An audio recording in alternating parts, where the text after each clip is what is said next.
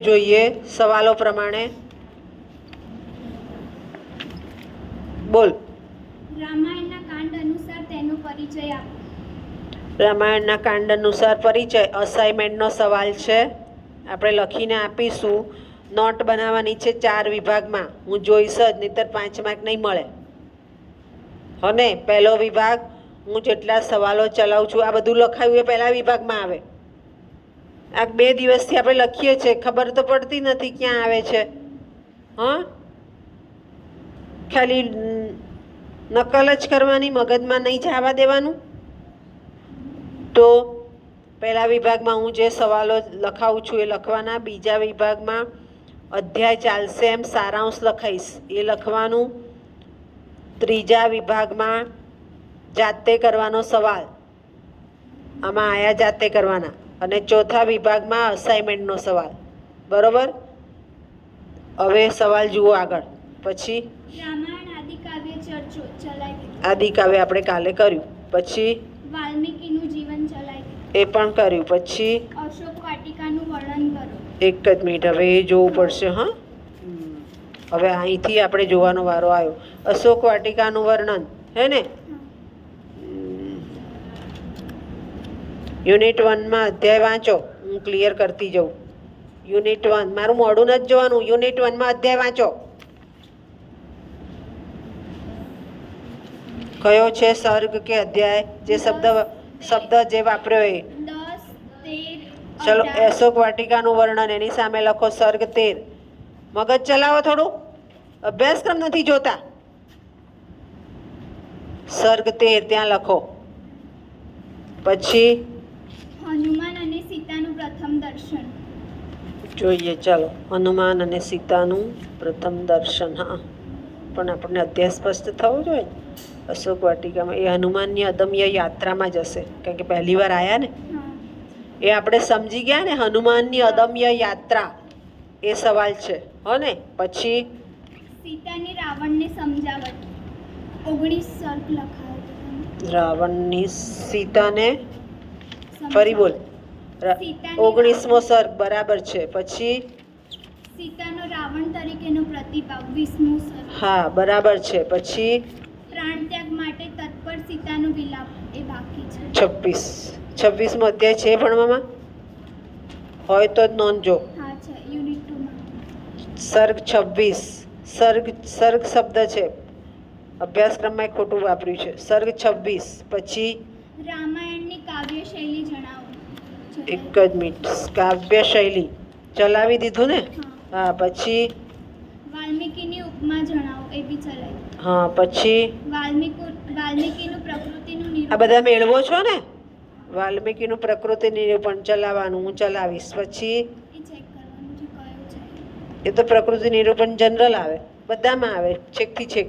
પછી હનુમાનનું પાત્ર લેખન એસાઇનમેન્ટનું છે. અસાઇનમેન્ટમાં હનુમાનનું પાત્ર. હા ને. પછી રાવણનું પાત્ર લેખન જાતે. હા. પછી સીતાનું પાત્ર લેખન. એ હું કરાવીશ. પછી રામાયણ કાલીન સામાજિક જીવન. સામાજિક જીવન હું ચલાવી દઈશ. પછી સુંદરકાંડ શીર્ષક જ્ઞાન દર્શન. એ થઈ ગયું. જ્ઞાન દર્શન નહીં, નામકરણ. જે સાંભળો છો એ જ બોલ્યા કરો છો. નામકરણ.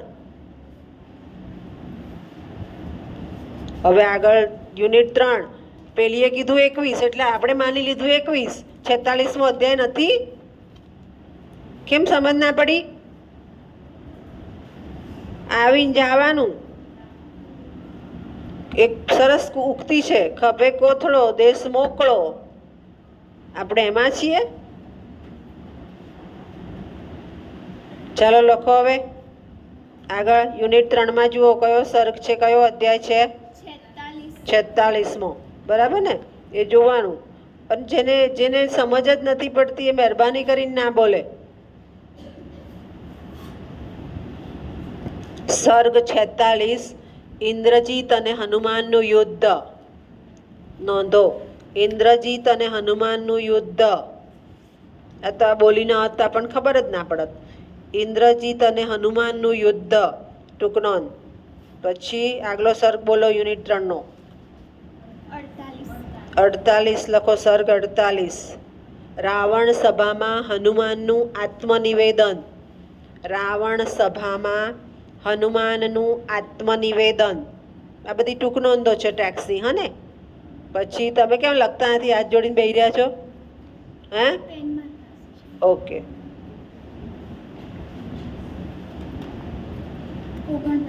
49માં હનુમાને રાવણ સમક્ષ કરેલું રામના પ્રભાવનું વર્ણન. તું તારી પેન લે ને તો એ લખે બાપડી. હનુમાને રાવણ સમક્ષ કરેલું રામના પ્રભાવનું વર્ણન.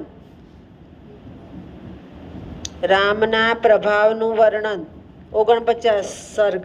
પછી 50 વિભીષણે બતાવેલું દૂતવધનું અનૌચિત્ય. અનૌચિત્ય એટલે ના થવું જોઈએ આવું. કોઈ સેવક આવ્યો હોય, કોઈ દૂત આવ્યો હોય તો એને મારી ના નંખાય. અનૌચિત્ય. પછી 51માં લખો રાક્ષસોએ હનુમાનના પૂંછડાને લગાવેલી આગ. આ તમારે જાતે કરી નાખવાનું, આ તો આવડે. હા, તમારા બધી હનુમાનની પ્રવૃત્તિ જ છે. કુદાકૂદ ભણવાનું નહીં. રાક્ષસોએ હનુમાનના પૂંછડાને લગાવેલી આગ. પછી 51 સર્ગ સુધી જ છે ને? હવે આગળનો સવાલ છે, બાકી રહ્યો કે એક રહ્યો? નોંધો, ન લખ્યો હોય તો મને કહેજો. રામાયણનો સાહિત્ય પ્રકાર સમજાવો. General question. રામાયણનો સાહિત્ય પ્રકાર સમજાવો. General question. બરાબર. ત્યાર પછી આગળ જુઓ. લખાઈ દીધું હોય તો મને કહેજો. ઉપમા તો લખી નાખ્યું, હા ને? પ્રકૃતિ નિરૂપણ લખી નાખ્યું, હનુમાનનું પાત્ર લખી નાખ્યું. થઈ ગયું.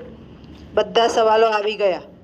ને હવે તમને ખ્યાલ આવી ગયો યુનિટ 3, 4માં કયા છે. બરાબર. 3, 4 પતી જશે પછી બીજા ચલાવીશ. જનરલ બધા હું ચલાવી દઈશ, હા ને? ખ્યાલ આવી ગયો?